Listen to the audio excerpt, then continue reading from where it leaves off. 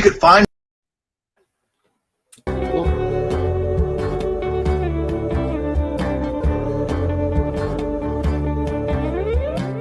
Ladies and gentlemen, you are listening to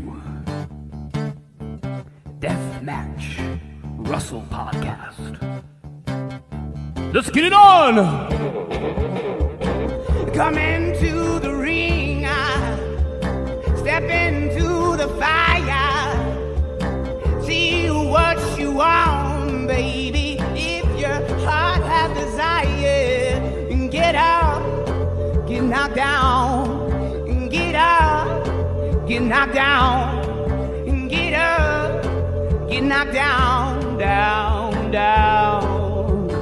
Deathmatch Russell Podcast, Deathmatch Russell Podcast, Deathmatch Russell Podcast, Deathmatch Russell Podcast, Deathmatch Russell Podcast, Deathmatch Russell Podcast, Deathmatch Russell Podcast. You could find more Deathmatch Russell podcasts on the following social media.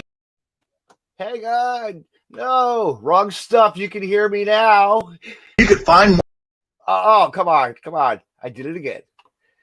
And good evening, everyone. You're listening to another episode of the Deathmatch Russell podcast. And my guest at this time, you recently seen him on an episode of AEW Dark recently.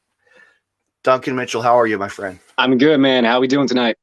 I'm doing pretty good. What was it like for you to get that call, or just like go? Man, dude, it was probably easily the biggest moment of my career so far. I remember I was at training one night up at the Nightmare Factory, and I was pulled aside by my coach. He's like, "Hey, what does your gear look like?"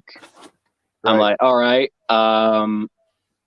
So this is, he's like, okay, so within these next few months, you're going to be brought to TV. We're bringing you over to Jacksonville, and you're going to get to wrestle on probably dark elevation, Dynamite if you're lucky, you know. And as like the powers that be commanded, I was on an episode of AEW Dark. I was in the crowd for several episodes.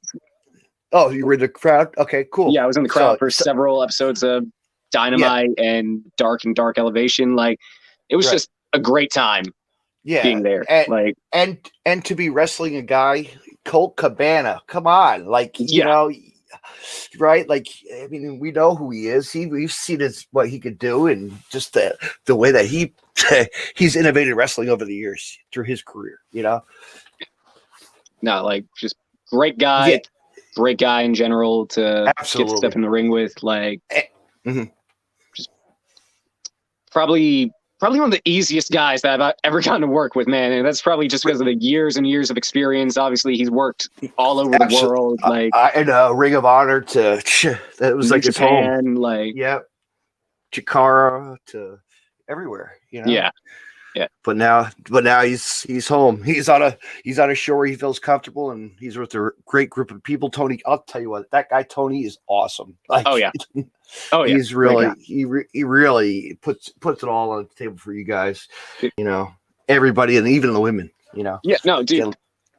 Yeah. Working for AEW is probably one of the best opportunities that you can get. Like, obviously, everyone who goes there, we're workers. We're all trying to get signed. We want to get signed, but like just the opportunity to work at this company alone, you can learn so much from all the vets and stuff that are backstage.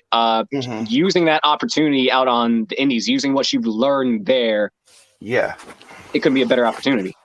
Like, let me ask you this, Duncan, what got you into wrestling? What got you hooked into it as a kid, and then how did like now here's like your spotlight year, you know? So like, it's like wrestling has been a part of my life pretty much since the very beginning. I mean, my dad always used to have people over to watch wrestling, so I grew up watching it. Like, it was just the whole spectacle of it, you know, like the ruthless aggression era, attitude era that I got to come up in. Like, it was just on a whole nother level. Now, don't get me wrong, wrestling today is fantastic. It's amazing. But like going back and watching like those old matches with like Batista, Triple H, like even the older stuff when it was still WWF with Stone Cold and Kurt Angle, like Edge and Christian, come on, Christian, don't get. I mean, Edge Christian still has it. Matt Hardy still has it. Come on, like and if you heard that song, my opening theme, didn't that kind of sound like a Jeff Hardy kind of like thump to it? Yeah, kind of. That was custom made by some guy on TikTok. Randomly asked him. No, it's a badass theme song, man. Like, yeah.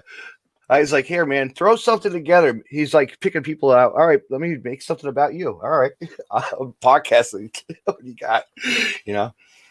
But yeah, so like that, like you said, man, that kind of era, and you see where these guys have been, like, and it really has progressed. Like I mean, come on. Well, independent wrestling, people don't know what they're missing.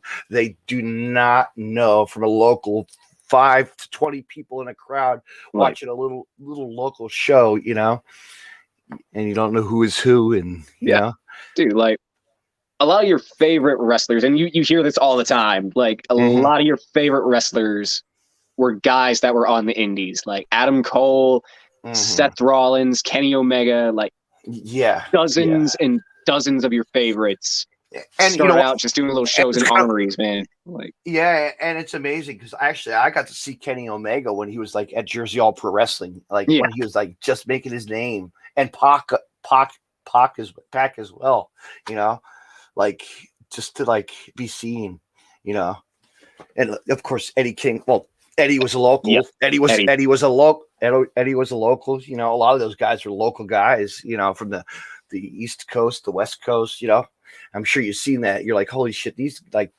Ortiz and, Santana, they've progressed over the years and look where they are, man. They're all guys that I know pretty much just came from nothing, worked their butts off and made it into the position that they're in today. That's I think that's like the youngest kid, right? Marco Stunt was the first kid who got drafted. And my God, look at that, where he's today. Like, he worked from the Mid-South area and then worked one Game Changer wrestling show and got seen on TV and it made his dream come true.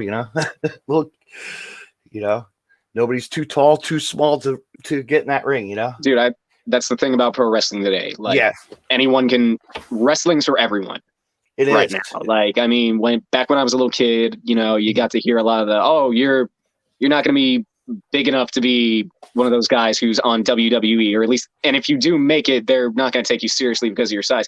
Dude, now there are tons of smaller guys and girls in this business that are killing it. Yeah, absolutely. I mean, you see guys like Blake Christian, Alex Zane, guys that have been they're independent guys there too. Just like, it's like amazing. And Joe Gacy and just like everybody else. Finn Balor. Finn Balor is like my favorite example. Like Finn Balor helped me get back into pro wrestling. Like, because there was a period of time where I just like fell off because I was one of those guys who just knew about WWE. It was like, okay, yeah, Impact was a thing, but it was during that time when it was like Hulk Hogan and Eric Bischoff, and I that went sour on me, and WWE just at that time wasn't, in my opinion, that good. But then I see guys like AJ Styles and Samoa Joe making their way to WWE, and I'm like, okay, maybe I need to start watching again, because like I enjoyed watching those guys. Like, yes, and to see Chris Daniels, Christopher Daniels, and Kazarian, Frankie's still doing a thing in the ring. My gosh, they're still like, it's they're firing on all cylinders right now. I know. It's insane. Like I mean, there's those guys. Indy, like Colt Cabana, guys just who were around for like a long time and just it's amazing, man. It really, it's like now people need to watch wrestling and just be like, wow, these guys are the ones putting the fit, but then the future stars are you guys. You know what I mean? You want to get that, and there's so many guys that want that. Yeah. Like, I mean, you're going to encounter those guys who are happy just being their little local wrestler, and that's beautiful. That's beautiful. But I think like now more than ever, I think we live in that generation of kids that are all trying to make it to the big time, because it's more than one company now. Like back then it was just like it was just the WWE, but now like you have your AEW, like Impact is starting to like come back on the rise a little bit now. Like you can go overseas to like New Japan. Like there's so many options to be a success in pro wrestling right now. And what I like about Tony, I like about AEW, that they let the wrestlers go and do independent shows, and that's awesome. I mean, if Vince would never do that. No, no. He's worried that you're going to get comfortable somewhere else, man. Like, no. It's like no. I think it's awesome because because like, dude, if you're not on television, you should be able to go out and get your reps in somewhere else, man. You know, like keep building your brand instead of just having to stream on Twitch and play video games. You know, Colt does that a lot. He's pretty good at it, actually. Yeah. Ethan Page too, as well. Oh, there's another guy that really changed his. Xavier Woods, man. Xavier Woods. Like, it's amazing. It's just really amazing. These, you look at these, like Ethan Page from like Pro Wrestling Guerrilla days, and just like what you're like, holy shit, and you just see all like different Scorpio Sky, like Joey Janela, man. Like I said to you, he's a friend. He's on TV. He does his own spring break every year for games. My gosh, like you can't beat that. You cannot. No. If you're not busy, come on down. June, come on down. Check it out. Let's go. Yeah, man. It's a busy weekend for Game Changer. I'm sure you would see a lot of your friends as well. Yes. Yeah, man. Super show.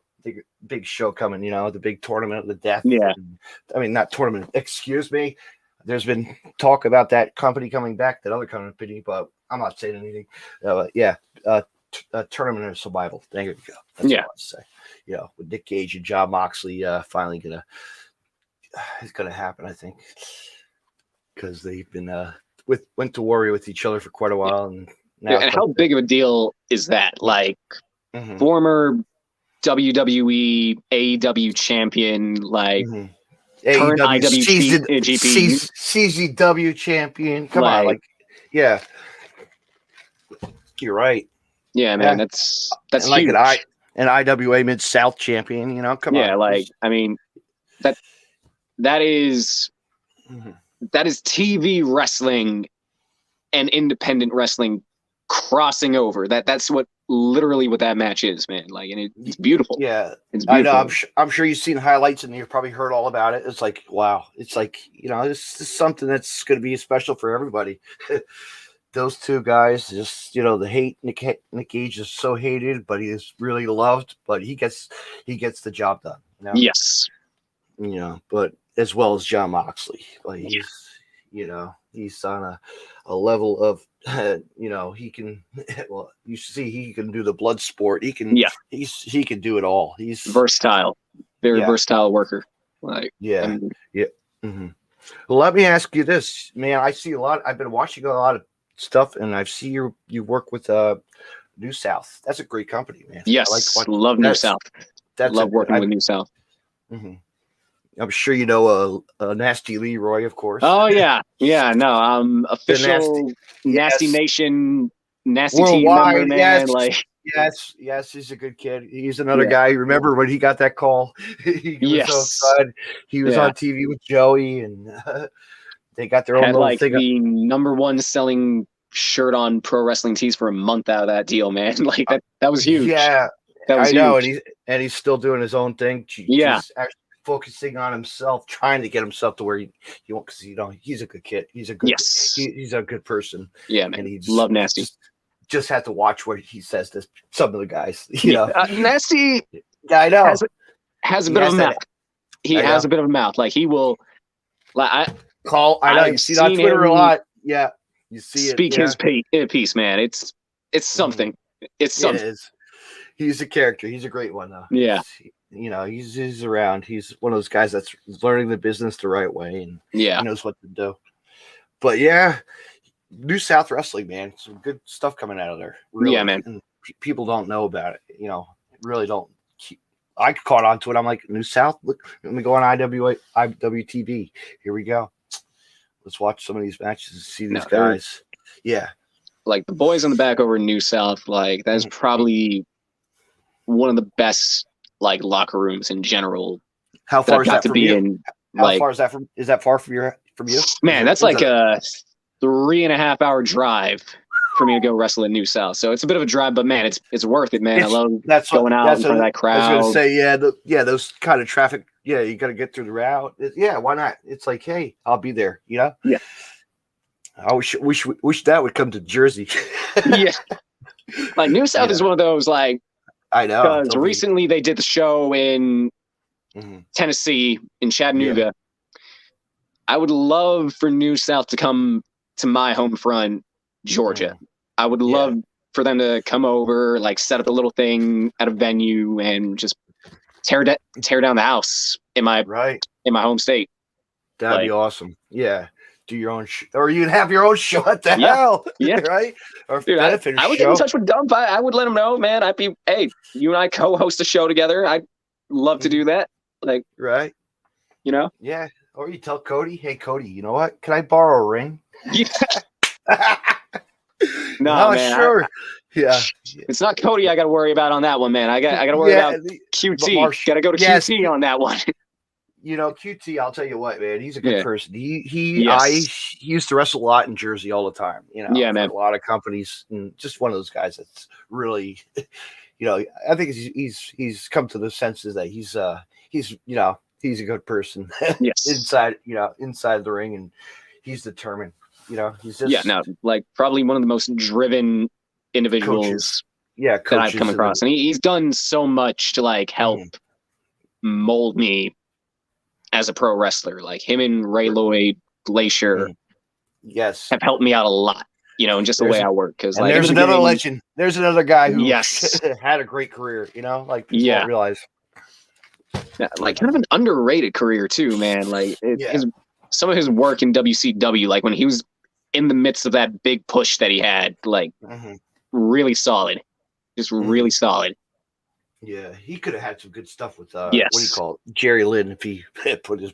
I'm sure they did. I'm sure they have had a couple matches. I'm not sure. Yeah, you know, I mean, there's another guy who really you could be like, wow, this guy Jerry Lynn, like Impact to ECW. Come on, like he was everything.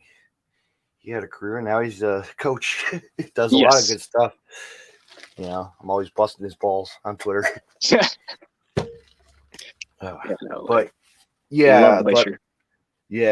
But man, like today to see, you know, like look at this roster. Like now you look on TV, like we're probably missing Elevation, but you know what? We'll at the you know, we'll watch it later, or Evolution or whatever the heck. Dude, you know what I mean? That's another thing.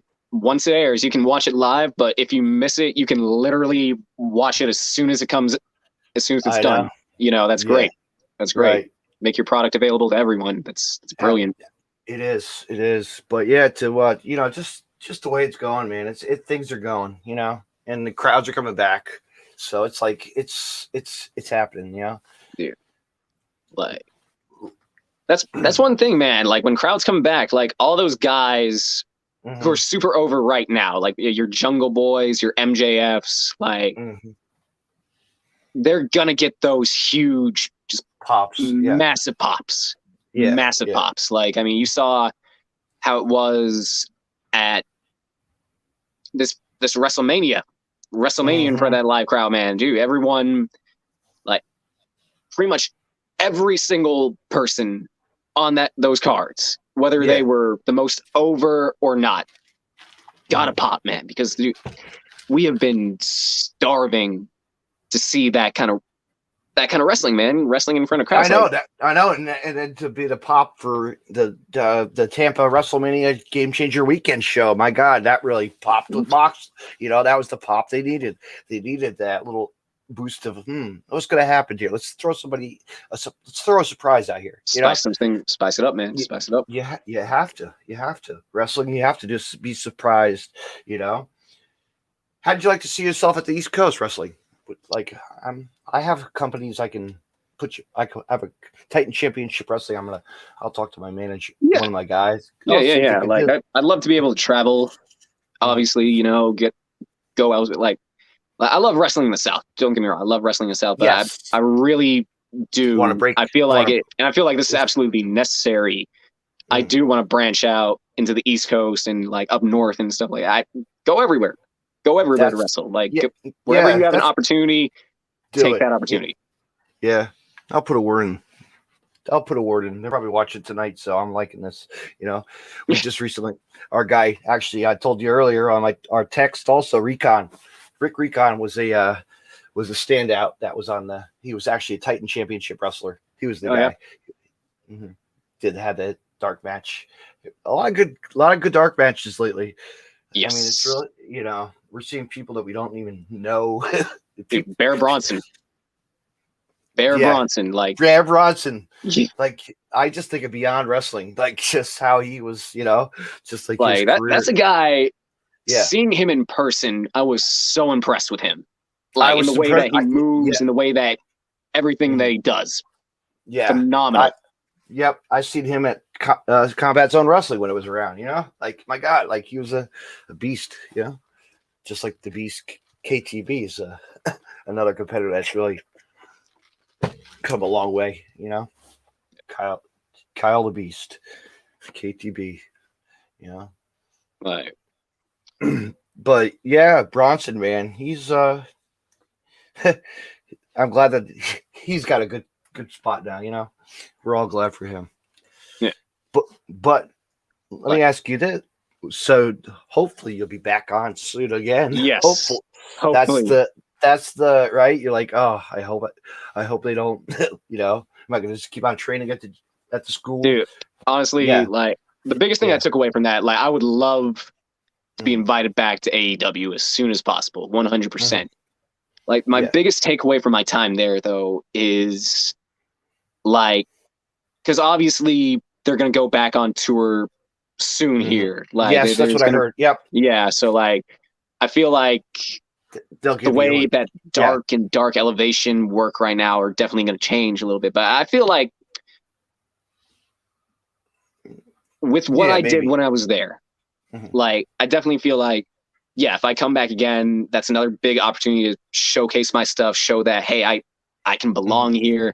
But even with that, I'm still going to use whatever I learn from working there and put it to use out there. That way, when I come back and I get like that huge opportunity, like your Ricky Starks or your Eddie Kingston, I get that contract. Fuego, get that Fuego match. Like Fuego's one of those guys who's not signed yet, but no, he deserves it. He deserves it, man. He's pushing himself. He's, you know, dude, he deserves it. 100%. He does. He joshes around behind the scenes. Yeah. So what with that Sammy Guevara vlog? Yeah. You know, there's another guy, Sammy, man. He's really come a long way through his, you know, wrestling. And I didn't realize I was watching the vlog one night, and he was actually at the Loco Wrestling, I guess in Texas. Yes. And I was talking with the guy, Ninja Mac, or wrestler Jason Knight, who was wrestling there. He's like, yeah, I know all these guys. Like, wow, man. Here's Sammy making his, you know, I guess he comes in there because he's a Texas person, or I don't know where he's from really, but you know, it's just good for him, man. Sammy needs that push too. He needs to be seen more as well. Like, you know, on the East Coast, West, like everywhere. Yeah, you know? Man. I feel like Sammy's one of those guys in the coming years that he will work his way to being like the face of the company somehow. You know, whether he starts out with the TNT championship, gets the tag team belts, or just go straight to the main event. You know, like I feel like he's definitely that guy who's like on the rise. You know, like especially now in the feud with the Inner Circle and MJF. Like, as much as is very much Chris and MJF clashing, Sammy has a big stake in that feud. I know. You know, like he has a huge stake in that feud. Like, yeah, he could turn it at any point. Yeah. Yes. Switch, like if something were to happen where like mm-hmm. Chris got injured, I feel like the natural thing to do would just have move Sammy into that spot. I think he could handle it. I think he can definitely handle it. Yeah, we got Double or Nothing coming up. Yes. It should be interesting. Yeah, no, a lot of good matches on that card, man. A lot of good matches. Yeah, absolutely.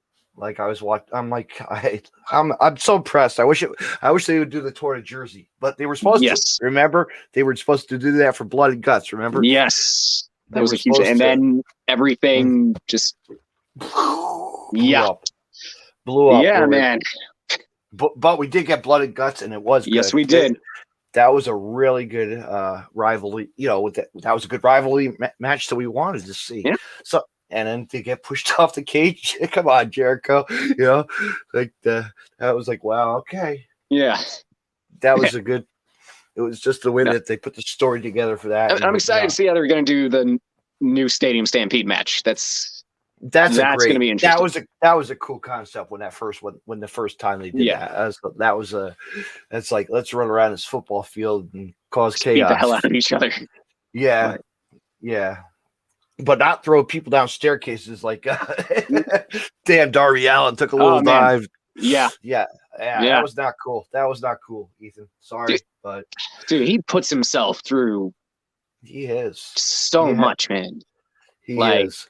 I remember actually getting him on the podcast a long time ago. Yeah, I had way back when he made his debut for Game Changer. He was a small dude. He's really small, thin dude, really just not. Dude, he's like my body type, legit. Right. Like a pretzel. Yeah. But he can move. Yes. And to be with Sting is an icon. Come on, man. I'd be blessed, just a legend like that to be in your corner. A lot of guys are getting that rub here lately. Yeah. Obviously in AEW you got Jake the Snake with Lance Archer. That's a big deal. Obviously the entire Inner Circle benefits from Chris Jericho. The Hardy with the Private Party. Tully Blanchard with Pinnacle. Tully Blanchard with Pinnacle. Yeah, man. Man, even over in WWE, I know that Roman, you could argue, he doesn't need it, but Paul Heyman, man, that's a huge rub right there, and that goes for even goes for the Usos, man. However they decide to work that, whether it's they break up or the dynasty becomes one, that's huge. Yeah. That's huge. Yeah. It actually just recently at my last show, I got to see a couple of the Samoan family members Fatu, Alpha, and Sean Malton, whatever his name is, in MLW. Really cool just to see the family. They're still out there. Everybody's hungry. They're still hungry. No, the entire family is just wrestling. Wrestling. Always will, and always till they die. Man, even Haku gets out there sometimes still, man. Meng Haku, I know he'll do. What a great guy. He'll go out there and do a death match with a Schlack or somebody on the independent scene. Who knows? Yeah. He's stepping it up. He is stepping it up. Yeah, man. Surprised. But this has got me interesting now. I just saw something announced from my local show for Game Changer. They just put Gangrel versus the guy G Raver, a local guy. That's kind of different with the guy who likes needles, G Raver, and Gangrel with his old brew cup. Definitely an interesting pairing, but dude, that's wrestling. It is. It's a story. It's gonna be a story. I know. It's great. Everything's a story, but you look at these guys and you you know what? You grew up watching Gang. I actually remember a show getting a picture with Luna Vachon. Come on, I got to meet his manager before she passed. Like it's crazy. What a career she had. She was one of those crazy managers. Even wrestlers, wrestler as well. But man, who? Let me ask you this, Duncan. Who's catching your eye as the women's division on AEW? Man, there's so much. Man, I always talk about Layla Hirsch. She's a great one. Layla Hirsch. Mm-hmm. Like, I feel like mm-hmm. if she were to get signed to AEW, and she has a strong, very, very strong chance of getting signed. Like, yeah. She could definitely be probably the most unique member of that roster, just because you don't see a lot of shooter type female wrestlers out there, man. Like, I mean, not like the Ronda Rousey, you see like your Ronda Rouseys and your Shayna Baszlers and all that, but like you don't see just like a pure wrestler out there. You're right. Right. But we have Thunder Rosa, Yes, Thunder, obviously, just like from the work she's done in Lucha Underground, NWA, like very impressive career. Like if she were to choose AEW, she's a veteran of the business. She's like for the ladies division, like really, her, and then you have just Britt Baker. You just got these people who are just starting to really show the true side of wrestling. I feel like Britt has been operating on a whole new level after that Lights Out match. Yeah, that was insane. Yeah, like that was her whole persona. Everything about her is different now. Like, there's still bits of the old Britt Baker. Obviously, there's enough where we're like, that's Britt, but like everything about her demeanor, attitude changed after that match. And other ladies as well. There's so many so many ladies on that roster. It's insane now. Like you could, the weird, strange person, the Kane person. What's her name? Abaddon. Yeah, freaky person, but like that's an interesting. It is so interesting watching her work. Yeah, like just the way that she reminds you of Su Yung, like a Su Yung kind of character, like she's got that mystical, like the Wyatt character, like how WWE carried the Wyatt characters and the Fiend and this. But you always have to have that wrestling though, like I feel like the dark side, you gotta have your supernatural characters, obviously, in pro wrestling. I feel like that's just become a staple of it now. And you gotta have your monsters. You gotta have. You're right, because we've had you think about it, Abyss, right? We've had Abyss. Who else? We've had obviously Kane, Undertaker as the darkness. The Brood, even Braun Strowman when he finally split off from like the Wyatts, like they just let him go out there and be that big unstoppable force, and like for a minute there it's like, oh yeah, this is the guy, and that kind of fell apart a little bit, but he's still hanging in there, pretty well. Then we had like our rockers, the Marty Jannetty and Shawn Michaels. Then we had the Moshers, the Mosh, like gosh, like we had it all back in the day. Like just to realize all the characters who, and then you had the Macho Man. There we go. We got the Macho Man. What a character that guy was, dude. He was the pinnacle, without a doubt, probably the biggest personality of that era. Yeah, like hands down, without a doubt. Like I think he is one of those guys who truly lived and breathed that life. And guess what? As a kid, yes, I went to WrestleMania 5 in Atlantic City watching the Mega Powers explode. Isn't that crazy? Yes.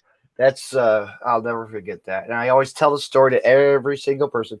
My dad got me tickets. We were young. I was a young kid. And I'm sitting up in the nosebleeds next 5 rows away from Gorilla Monsoon and Jesse doing commentary.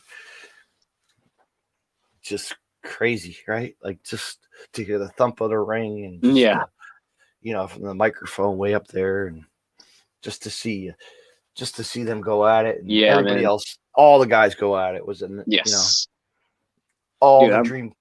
Yeah, like I'd never forget my first WrestleMania, man, like that I got to see in person. I was gonna say, like, what did you see? What did you see growing up? I remember when WrestleMania 27 came to Atlanta. Like that was the one that I was there for. Like, obviously, not having a whole lot of money growing up as a kid, you don't go watch live wrestling that often. No. But like, man, that was like the big birthday present that year. I got to go to WrestleMania. So like, I will never forget being up in the nosebleeds and watching Triple H and The Undertaker just have an absolute war in the middle of the ring. Like I will never forget the sound of those chair shots hitting Taker. I've had the same experience with Mick Foley when he actually, as Cactus Jack, when he faced Doug Gilbert at a local high school. Yeah, throwing a chair or trash can right at his head. Like, gosh, like, that was how the king of hardcore was. It really was. My God. No, it was crazy because like after that match, man, you got to get Undertaker wheeled out in that stretcher, man. That was crazy because that was like the first time I think I ever saw the Undertaker not get back up. Yeah, like that was like, holy crap. He's supposed to get up and do the whole pose thing at the end of his match, but he didn't. That was like that was just the craziest thing. Yeah. You look back, you're like, wow, man, I was here in the crowd for this. Holy shit. Yeah. Yeah. It's wild.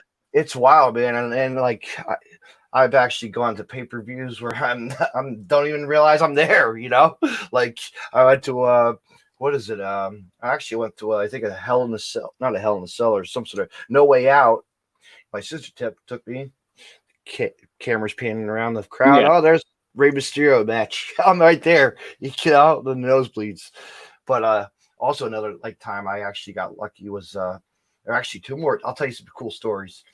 But I was at the ECW's one night stand in New York City when they did the Hammerstein Ballroom with ECW's rival thing that was going on with John Cena and Rob Van Dam. I was actually 6th row behind Joey Styles on the commentary when Jerry Lawler slapped him. Like, I was right behind him. Then another time, Christmas time came around, WWF had that restaurant, had that big restaurant in the city. Yeah. Well, my sister's surprised, we're going to go out to eat. Okay. All right, here we go. Go into this place, go to the restaurant, walk around. They said, hey, you want to be on TV tonight? What? Really? I was on TV behind Michael Cole and Taz while they were doing a taping for North Carolina, like Charlotte, North Carolina, for WWE Heat. Yeah. And I found the episode, like, and I called my mom, I recorded it. I called, hey mom, I'm going to be on TV tonight, So I got it digitally remastered, but I'll send you that clip. That was pretty cool. You'd be like, holy shit. You could see, the reaction to people's faces, and just actually it was the time when Stone Cold and Booker T were at the supermarket. It was right around that time when they were doing that rival. Remember that? Yeah. That supermarket match. Moments like that, you're like, wow, you just live for the moment, Yeah, like most recently when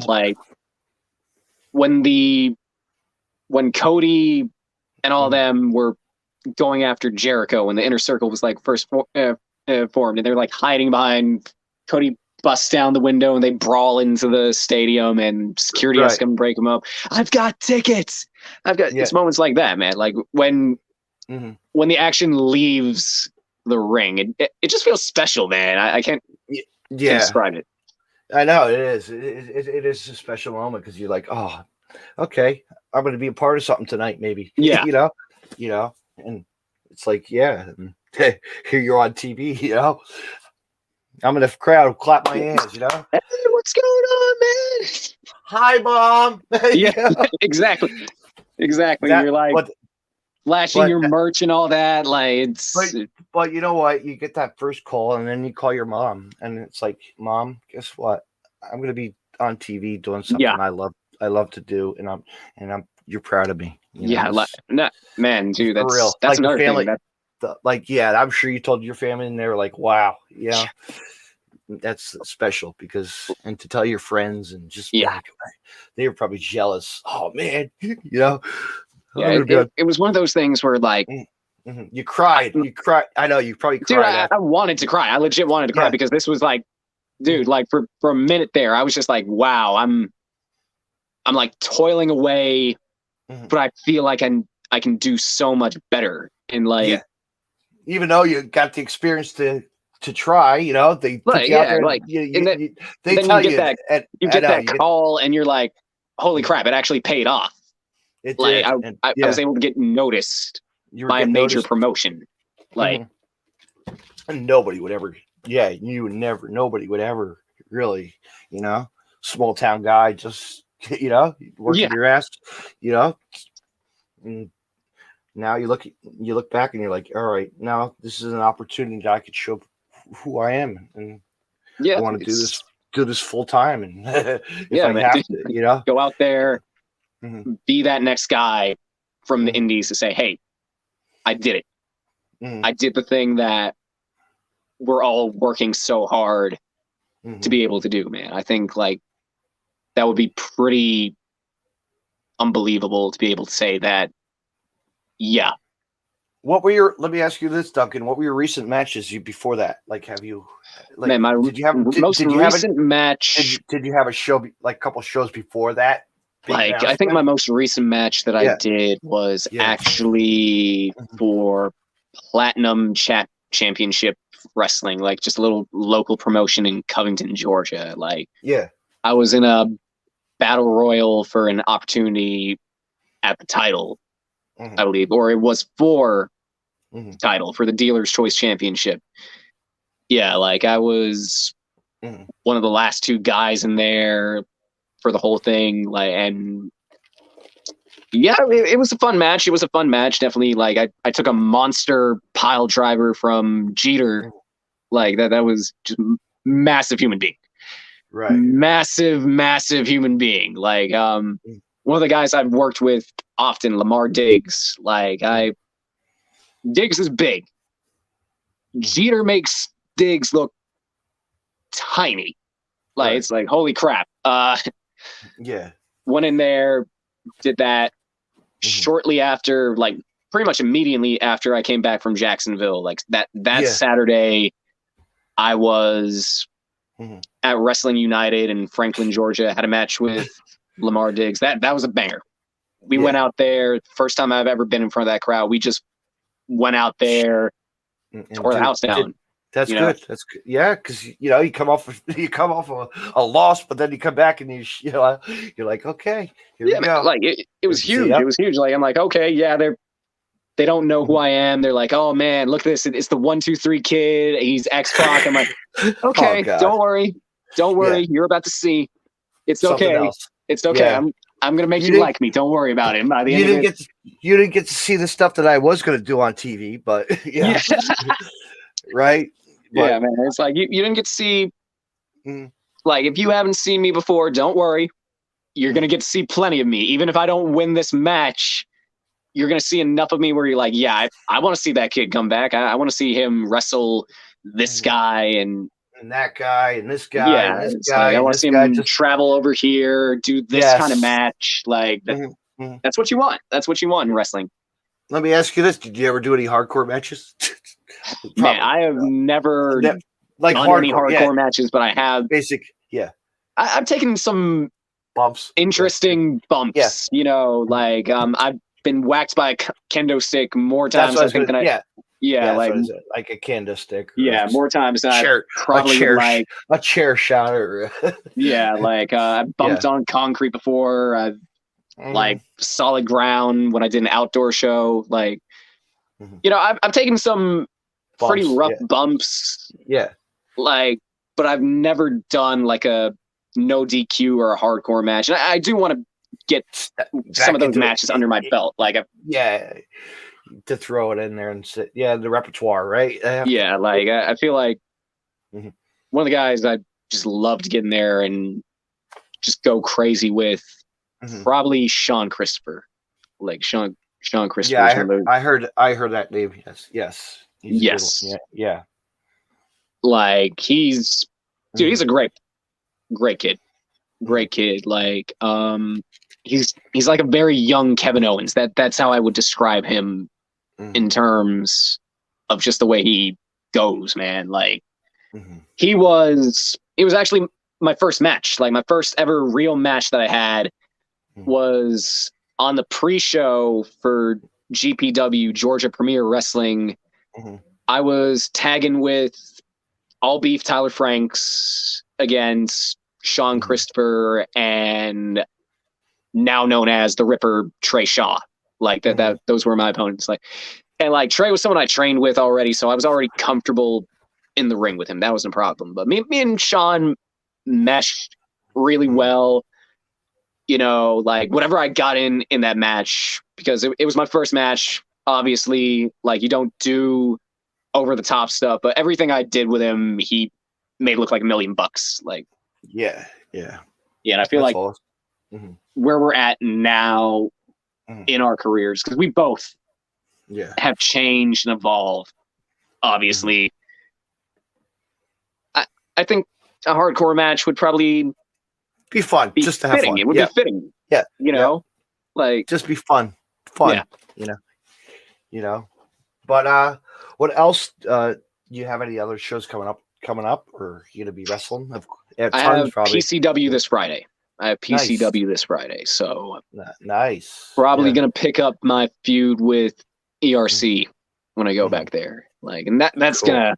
I'm excited about that, man. I'm really excited about that. Like, you know, getting to go out there and work with all these different wrestlers that are coming up. Yeah, it's great. That are coming up. Like, new guys. Not only do you get to bump into the guys who are on their way up as well, like you also get to work with so many different styles of wrestling.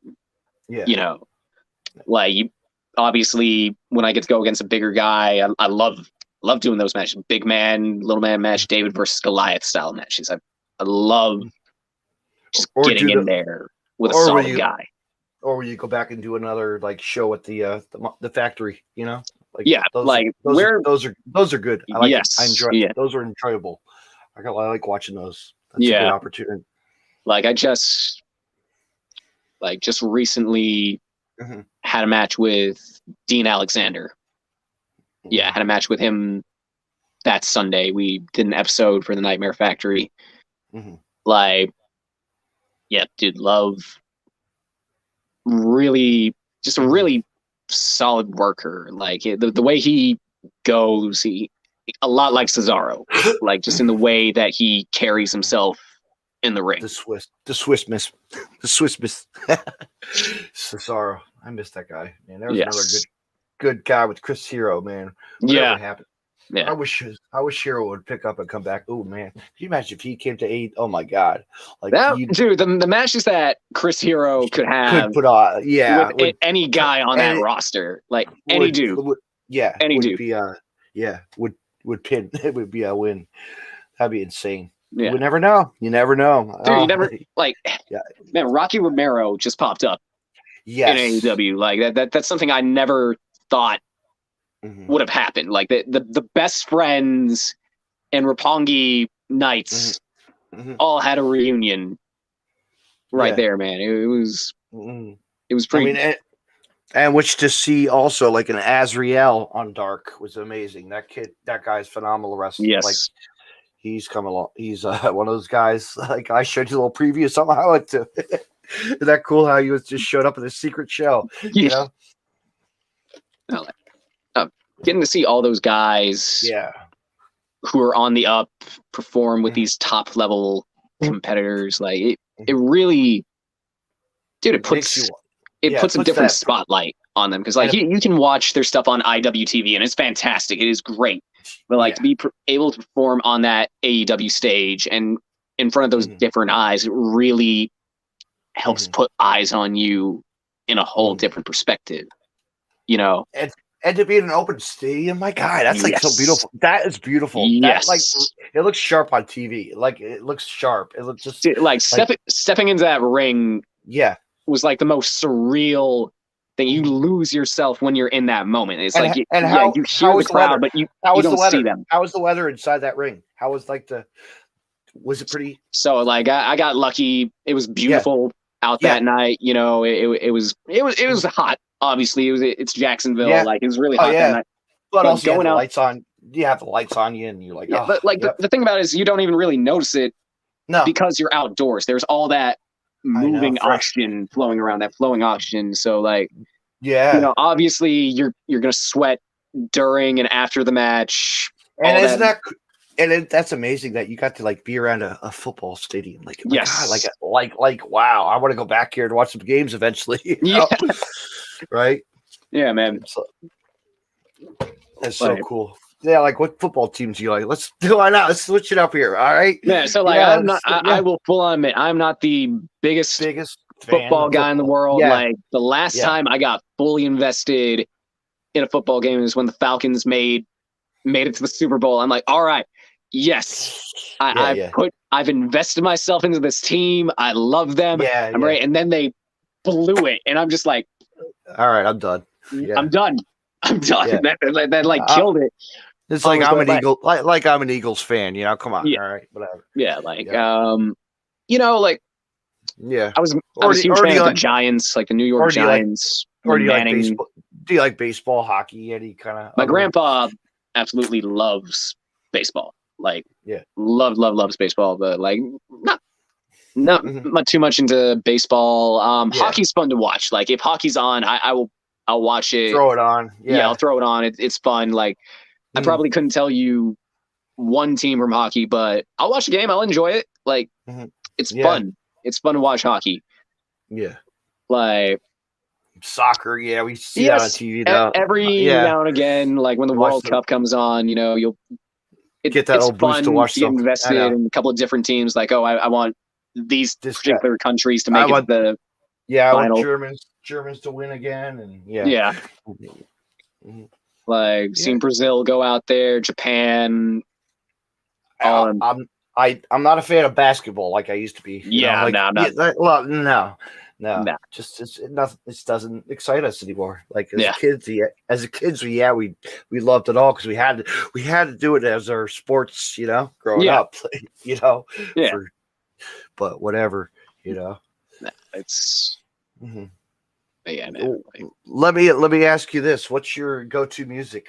What's your go-to? Man, like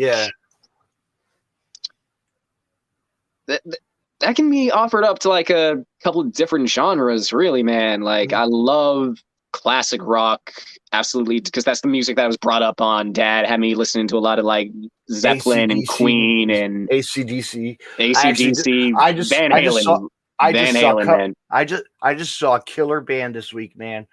I saw a cover band called Back to Black. Dude, I'll send you some footage. You'll be like, holy shit. Oh yeah. They sound like the real deal.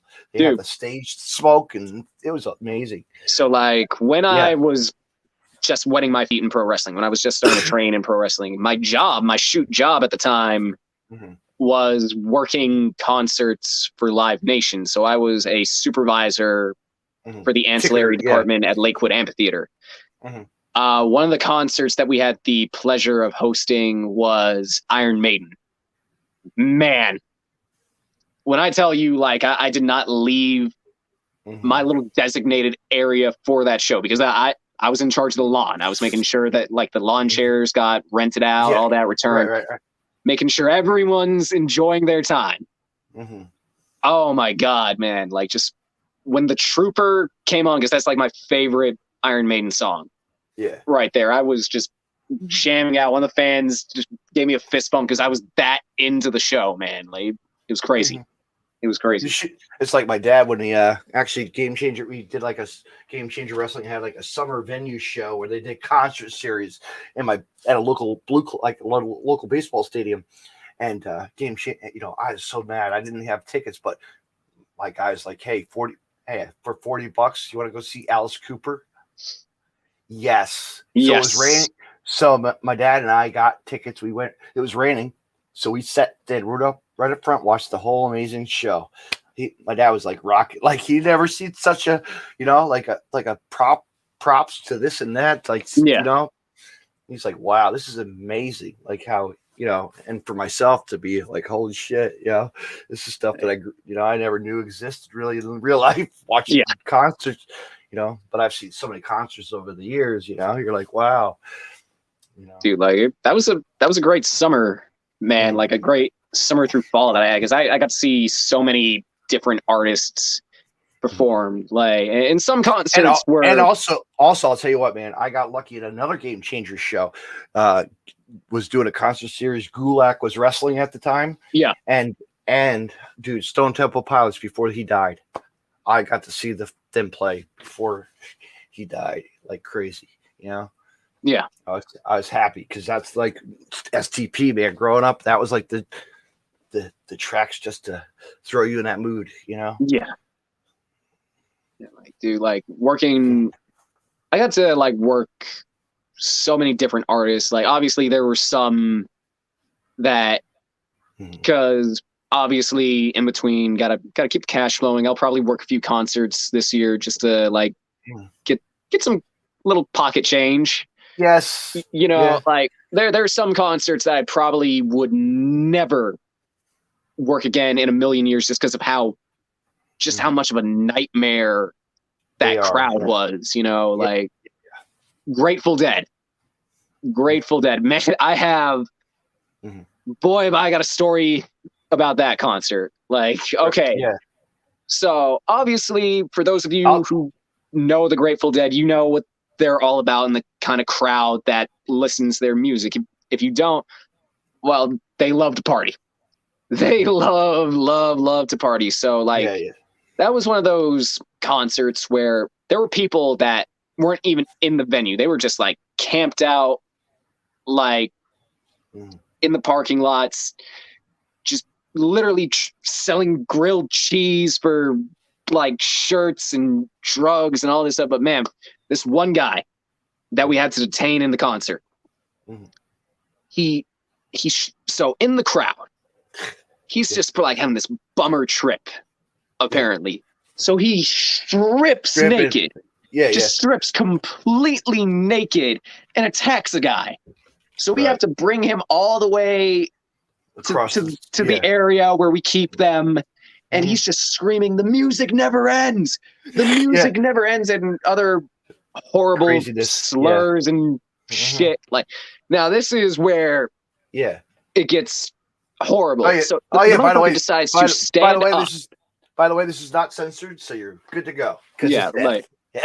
Like the guy stands up, just stands up, looks us all in the eyes, and just proceeds to shit everywhere, just everywhere. And it was terrible.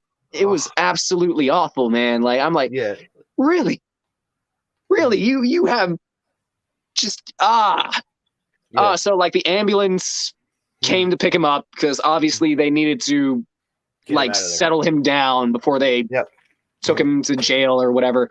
He tries to jump on one of the EMTs while he's in there, and they had to tase him. They had to tase him while he was in the ambulance to get him out of there, man. Like, that's crazy. That's crazy.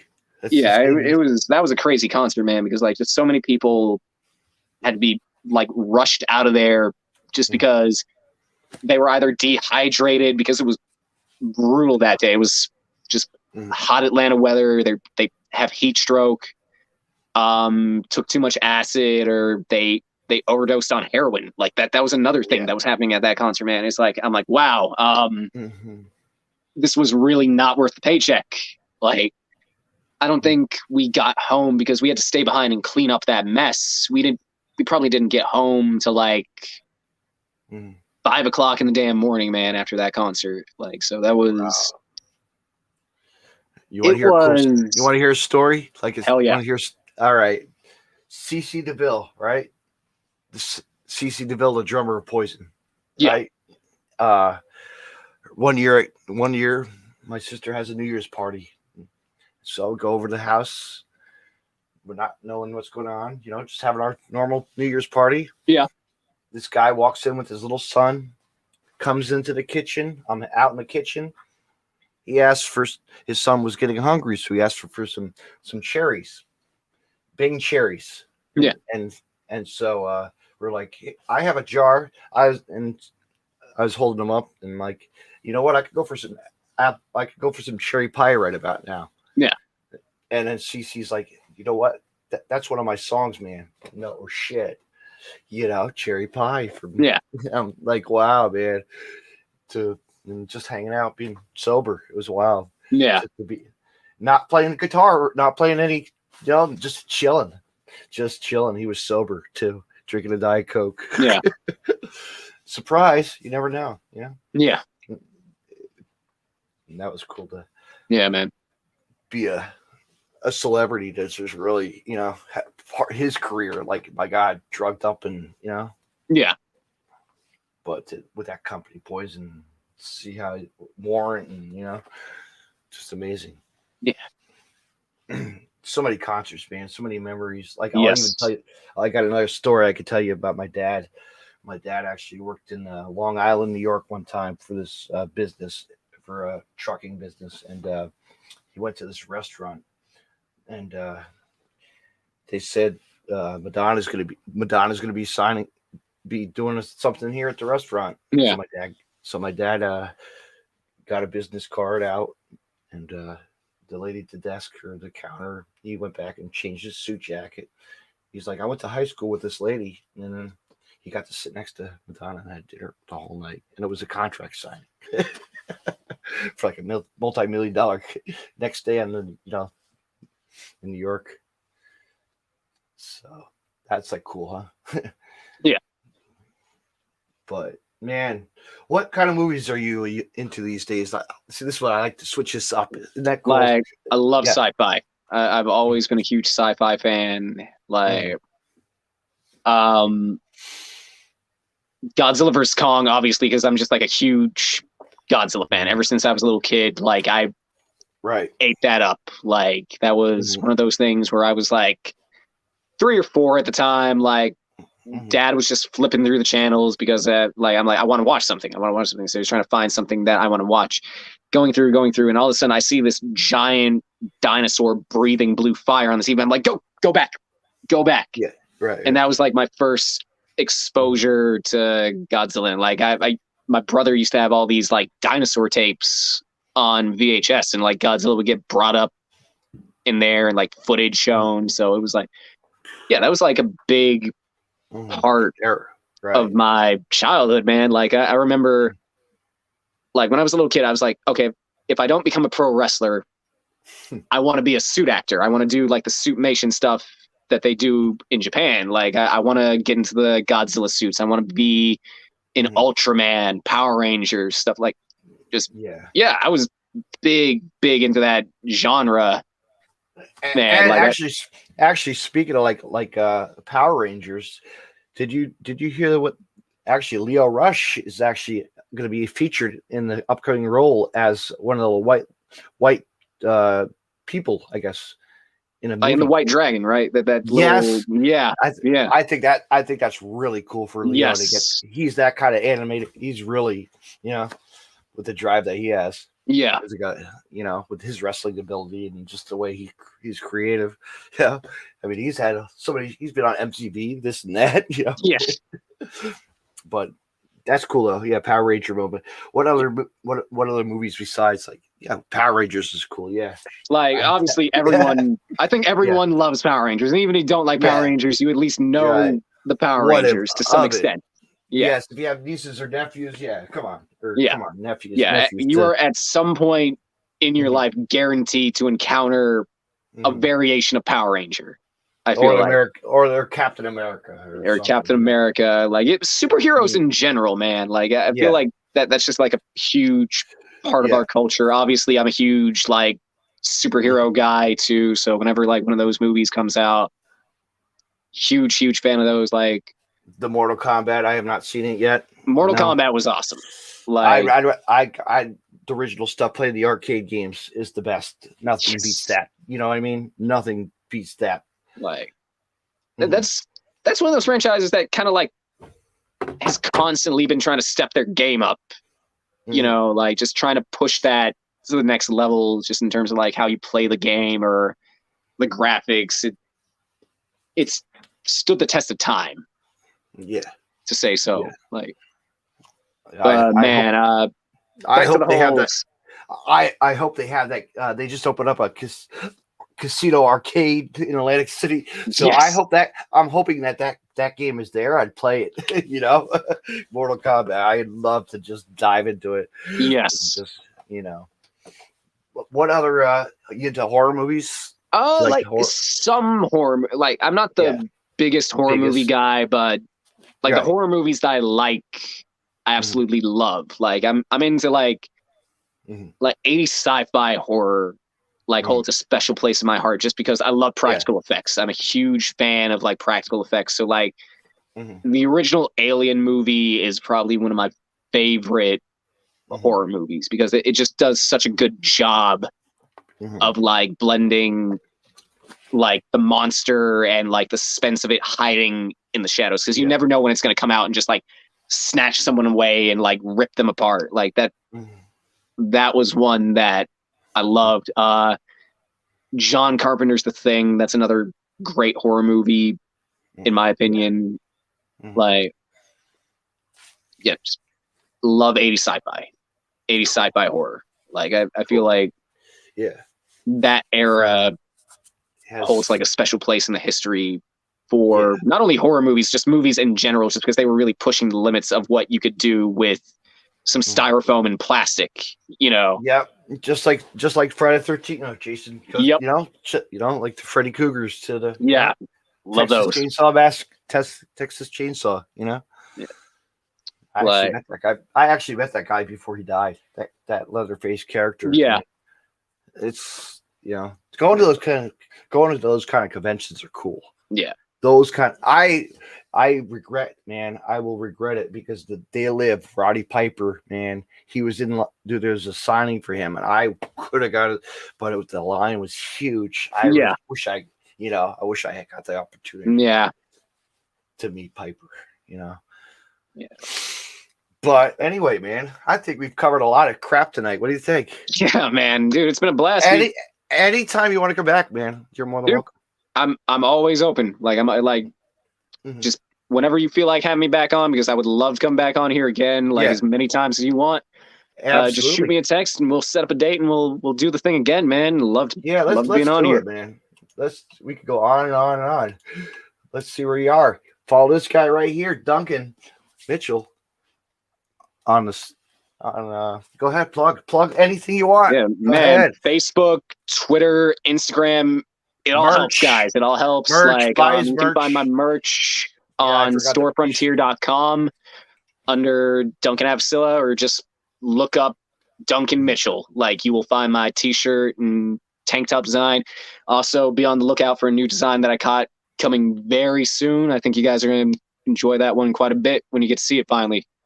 Yeah, and you should have asked me. You should have asked me when we were talking about like the Macho Man. You should have said, "David, why don't you do your impression?" Yeah, man, we forgot all about the Macho Man story, bro. Like I should do a Macho Man. Like, David, do your impression of Macho Man, because I used to do a great one when I was a kid, and I still do it, and I also do a great Mick Foley. We got a little bit of time left, man. Like, let's hear it. Wait, you're listening to Duncan. Me and the Macho Man in the house. Yeah. Dig it, brother. Do Slim shit. But if you want to go a little bit crazy, you might call Mick Foley up and have a nice day. Man, like that's a voice that we find ourselves like at the factory, like just going ham with like Hogan and Macho Man. Like you walk up to someone and just be like, "Oh yeah, brother, how you doing? How you doing today? You doing good? Ooh, yeah." And then you do that elbow, Mega Powers handshake. Like you know who did it? That Jay Lethal did it so great. Yes, Black Machismo. Black Machismo. Bring it back, Jay. Bring it back. Come on, one time only, right? I loved when he did the Flair thing with Flair. He just really got him going. Yeah. The woo off was great because they're like selling each other's woos, and like they're both pouring sweat. Like Ric Flair looks like he's about to freaking pop. Like it. Mm-hmm. Absolutely. That's a great moment. I'm gonna have to go watch like that. Gonna have to watch things like that. Somebody was actually telling me, or I was watching some podcast, and they were talking about, or one of my friends is a wrestler, and he was talking, or somebody mentioned, I'm gonna have to look it up on YouTube, about Lex Luger, the train, the bus trip, his bus, the Lex Express or something. Yeah, where he's doing a signing and the kids leave or something. I'm gonna have to watch that. Yeah, like a depressing moment in his career, I guess. I don't know. Yeah, but man, this was a blast. I enjoyed having you on. And thank you, man. Thank you. We'll do this again. 100%. 100%. I will have the YouTube up. I've been lazy with the audio. I'll just keep YouTube up because you know what? Yeah. I'll do audio eventually because this will be a good one for people to listen to. But thank you for coming on. And thank you, man. Tomorrow night. Yep, absolutely. Have a good night, Duncan. Yeah, you too, brother. All right, be good. Thank you for coming on. Yep. I'll get you out of here. Yep. Close you out. I guess you close it. There we go. All right, fans. I want to say, what did I do here? See, I'm jinxing myself with all this fucking banner shit, like always here. He's like, what is this white shit? There we go. I'm naked. Thank you, fans, for listening to another episode of the Deathmatch Russell podcast. What a great night to talk with my guest tonight. Independent wrestler. He's making a name for himself. Duncan Mitchell. Fans, go to New South event. Check him out. Go to PCW. Go to any kind of shows. You'll see him. Maybe you'll see him again on a future AEW show. You don't know. Be surprised when he comes to a town near you. Say to buy his merch. Give him a high five and say thank you for wrestling and what we always do. Thank you guys for doing what you do in the ring, and maybe I'll see you soon enough and see you in the ring, and best of luck to you, and I'll see you again on the podcast. My guest tomorrow night, fans on the Deathmatch Russell podcast, is one Randy West. She's been in the business. She's the deathmatch queen, I call her. She's a great lady.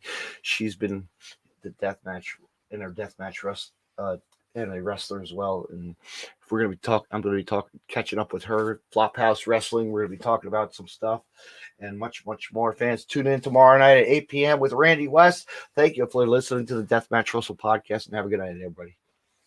You can find more Deathmatch Russell podcasts on the following social media: deathmatchrussell.com, follow on Twitter at DavidNJ32, and on Facebook, facebook.com/DJDaveNJ32. Find me on Podcast City Network at podcastcity.net, facebook.com/Podcast City Network. Hit the like button and share, and on Twitter at Podcast City Net. You can hear Deathmatch Russell podcast on Stitcher Radio and on iTunes. Hey, wrestling fans, check out bootantheheel.com for all your independent wrestlers, apparel, and more. Also, check out Deathmatch Russell podcast as well. www.bootantheheel.com.